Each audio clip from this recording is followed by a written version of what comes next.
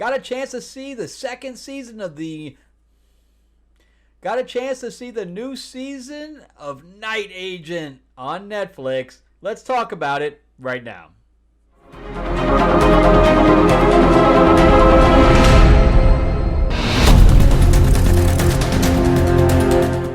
Welcome back to the channel, everyone. Thank you so much for spending time with me as we rant about movies, comic books, and television shows, as well as the occasional board game. I'm your host, Frank Zanca. I'm an award-winning screenwriter, novelist, and comic book writer, as well as a filmmaker. And yeah, I just got back from MegaCon. Got a chance to see Mel Gibson while I was there, and Bryce Dallas Howard, and Betsy Tulloch from Superman and Lois. Really great people. Obviously, I didn't spend much time. Mel Gibson signed my thing and was gone. In fact, here's Mel Gibson right here. And Bitsy right there. And yeah, I probably shouldn't be taking this out of the thing, but I won't be able to see Bryce Dallas without it. So, and there's Bryce Dallas. Who I did talk to for a little bit as well. We'll see if I can work with her in any way.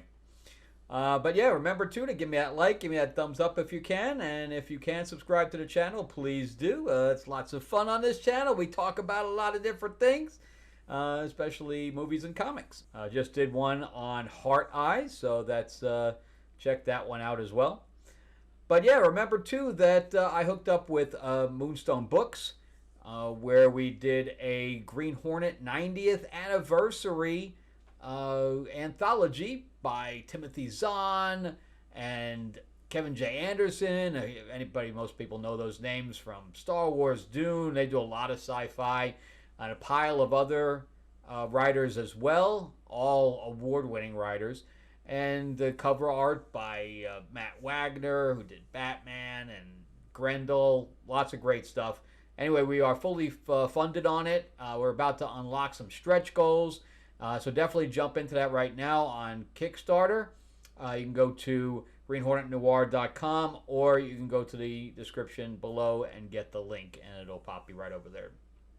But yeah, it's great stuff. It's a hardcover book, and it's going to be awesome. All right, so let's jump into The Night Agent.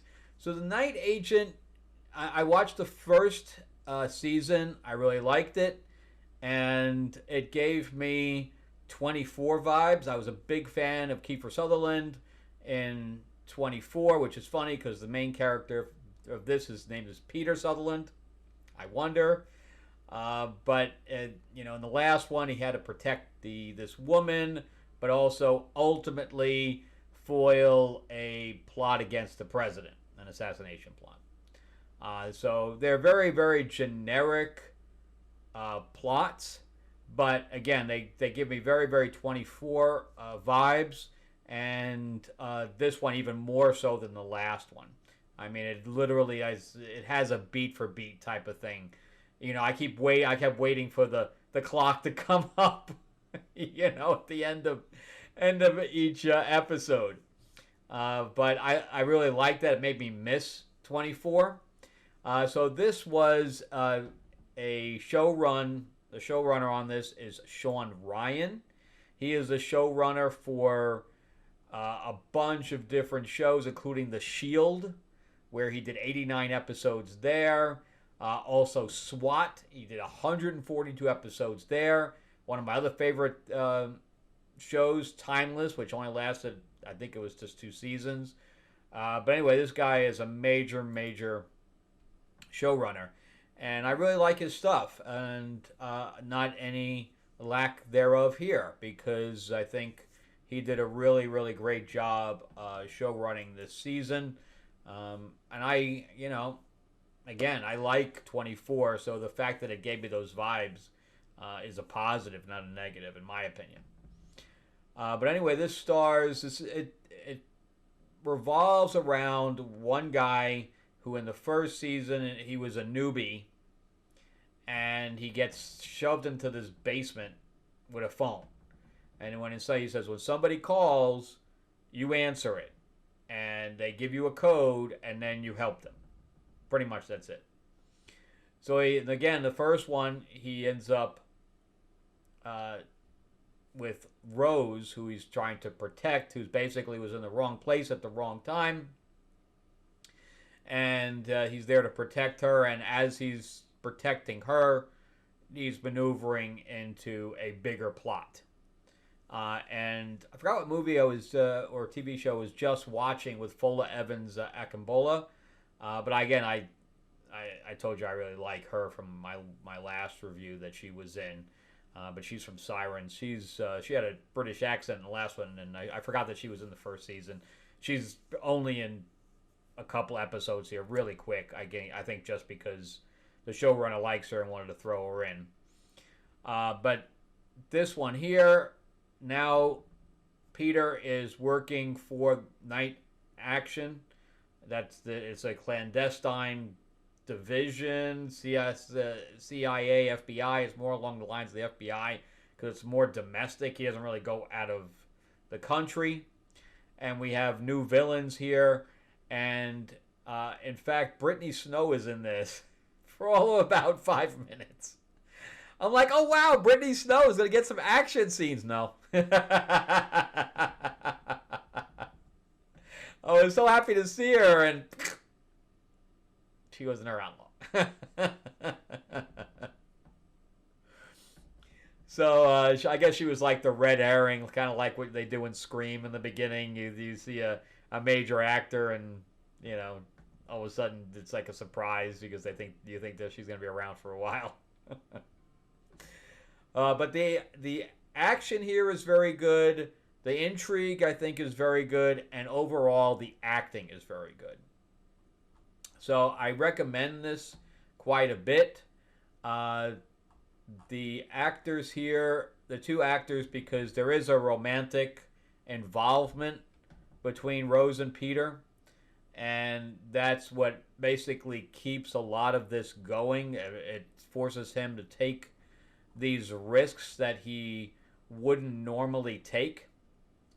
And so we have Gabriel Basso. He's playing the main character. He was in the last Strangers movie with the girl from Riverdale. And I kind of liked that one. A lot of people didn't like it. But he was also in Juror Number 2. He was in Trigger Warning. He's kind of a chameleon because I don't really recognize him from any of these things that I'm looking at. But he was also, I never saw The Big C, but he was in, I think, every episode of that. So he's probably one of the main characters in that. And then Lucienne Buchanan, she's playing Rose. She's 5'2". She's from I was going to say the L Word, but that was the other girl. There's another girl from the Middle East in here, but so I don't really know anything. She did something called The New Legends of Monkey. I never saw it, but the big thing she did was Filthy Rich from 2016, which I never saw either, but she was in every episode of that. My biggest problem with her in this is the costumer. She ends up wearing the same pants throughout the entire season. She has these big baggy jeans on with the cuffs rolled up.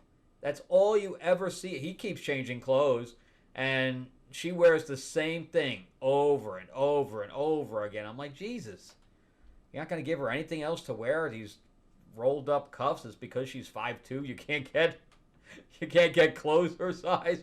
I don't get it. And then Ariane Mondi, she ends up playing Noor, and she's kind of like their asset with the Middle Eastern group that ends up working for them, and then she's trying to have her family defect. And she's from the L Word, the Generation Q. So I saw the original L Word, but I didn't see any of the new stuff, so I really haven't seen her at all as well. And then there was another guy in here that I saw quite a bit. He was in Imposters, which I thought was really good, and he has an accent in here, but he doesn't have an accent in the other ones. So it's kind of like Fola, where she can turn the accent on and off. But anyway, he plays Tomas. I think he's pretty good, actually. But again, all the actors in here are very good. And again, the intrigue keeps everything going.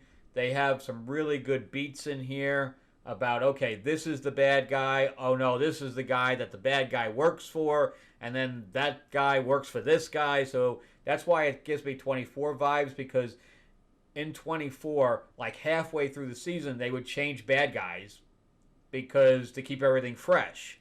And that's kind of what happens here. So it's kind of like unraveling of an onion as things go, because, okay, this is the guy we're after. Oh, no, this is the guy we're after. Oh, no, this is the bag that led us to this bag that, oh, this was completely a red herring. This is really what we're after. So it constantly has this maneuvering of plot to keep everything going. But it's generic. It's this bag. I need to hack into this computer to get this information. I need to strong arm this guy. I need to have this guy introduce me to him. I need to steal this. It's very, very generic, but the characters and the pacing keep everything going where you won't be bored. But just know that it really doesn't break, any rules of engagement here for the spy genre. It's the traditional spy CIA type series, but it's very engaging because this obviously the stakes keep going up and up and up, and then they'll surprise you occasionally with a death you didn't see coming. So I do like all of that, and then of course we get introduced to new characters who then get in danger, and all this other stuff. But yeah, I can't recommend this enough. For me, it was like an 8 out of 10. Very, very entertaining if you like the spycraft, intrigue, international intrigue, terrorist type of shows. All right, well, that's it for me. Thank you guys so much for watching. I greatly appreciate it. Remember to give me that like, give me that thumbs up if you can. And if you can subscribe, please do. And remember, too, that we have the 90th anniversary Green Hornet Anthology by Timothy Zahn and Kevin J. Anderson. You can go to greenhornetnoir.com or go to the description in the link. Go to the link in the description below. I always get that backwards. And yeah, jump in because we are fully funded. We are definitely going to be making this book. And the next stretch goal is new interior art by Dennis Calero from Marvel. It's going to be great. Anyway, check that out, and I will see you guys on the next episode. Thank you for watching.